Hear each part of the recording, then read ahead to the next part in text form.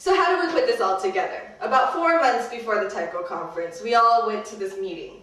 And at this meeting, they were asking for volunteer help, and they had these 3 different committees. The song committee was one of them. And we heard about this, that they wanted a song, they wanted it to be performed, they wanted LA Taiko people to do this, and we're like, oh my gosh, this is such a big job. But we decided, the 4 of us, myself, Michelle Fuji, Chris Bergstrom to my left, and Walter Clark, as well as Yuta Kato, we all just sat there and said, you know, we're really dedicated to have this process happen. We think this is going to be valuable, as Walter was explaining before, and we just wanted it to really happen. So what did we do? The first thing we did was compose. Compose for an entire month. We got together by committee to decide all of these different patterns that you're going to be learning. And Walter and myself sort of became the constant of these rehearsals. We also had artistic advisors. Of course, Chris came through. Yuta also had sessions, and as well as other artists, Taiko artists that sort of we asked to get their opinions. And they helped to push us. They gave us all their opinions and all the things they wanted to change. And we would meet afterwards and be like, oh, we have to go back, you know, we're going to go back to the drawing board. We came up with all of these patterns, which maybe are like, like this many sheets of paper worth of patterns, and we ended up scratching it all. It was just quite a long composition process. But what ended up happening was it challenged us to keep going to find the right thing, the right patterns, the right music that we wanted to have for this piece. And then our next challenge was to teach. How are we going to get all of these LA Taiko players all together in one place and learn? And we had all these different philosophies, but one of the things that made this all happen was we decided that this piece needed to be learned in 2 hours in one workshop.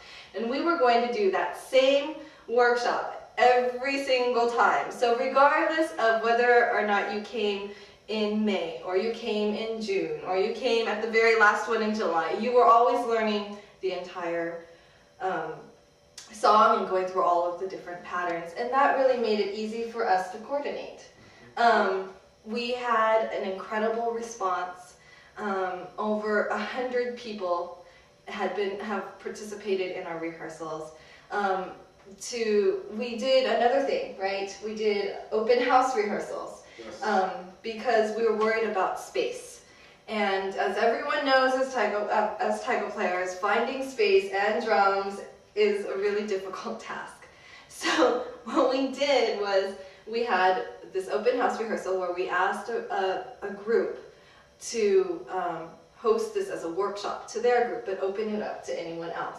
And it actually was successful. Mm-hmm. Quite successful. Yeah, I mean, like, all these people came in. Like, I think we had three open house rehearsals, and it never was closed, or it never was as close feeling like that would only be to that group.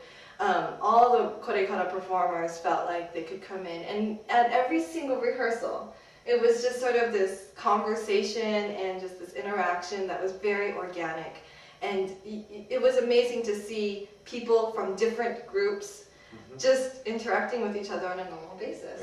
Yeah, that was one of the, yeah, no kidding, that was the most amazing part of this. Of course, now we are about to perform this, and so we're going through the theater practices, bringing everything together, and of course we will be debuting this at the opening. So that's sort of how we got to the end, the final stretch. Mm-hmm. So in general, this whole process I think has been a big success, and if this were all there was to it, that would be totally fine with us. We've had a great time, and for all of you that have had a part in Korekara thus far, thank you very much for your energy. We've had a great time. At the performance this coming Friday, Friday at the beginning of Taiko Conference, this performance is meant to be a gift of this piece to the Taiko community. And what that means is, Korekara is for anybody to take and use in any way that you like. You can change it, you can alter it, you can practice it, you can perform it, you can do anything you like.